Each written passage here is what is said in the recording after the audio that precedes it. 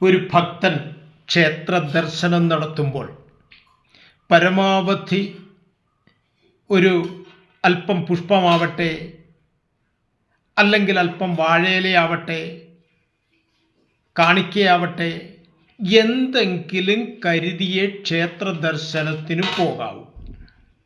കാരണം വെറും കൈയോടുകൂടി ദേവദർശനം പാടില്ല. നമ്മൾ അവിടേക്ക് സമർപ്പിക്കുന്നത്, ഭഗവാന് സമർപ്പിക്കുന്നത്, ആ ദ്രവ്യരൂപേണ പുഷ്പരൂപേണയൊക്കെ സമർപ്പിക്കുന്നത് നമ്മുടെ ആത്മസമർപ്പണമാണ്. അത് മനസ്സിലാക്കിക്കൊണ്ട് വേണം ക്ഷേത്ര ദർശനം നടത്താൻ. ഭക്തിയോടെ, അതുപോലെ ശുദ്ധിയോടെ നമ്മൾ നടത്തുന്ന എല്ലാ കർമ്മങ്ങളും, ദേവൻ്റെ തിരുമുമ്പിൽ നടത്തുന്ന എല്ലാ കർമ്മങ്ങളും 100% ഫലം നമുക്ക് നൽകുന്നതാണ്.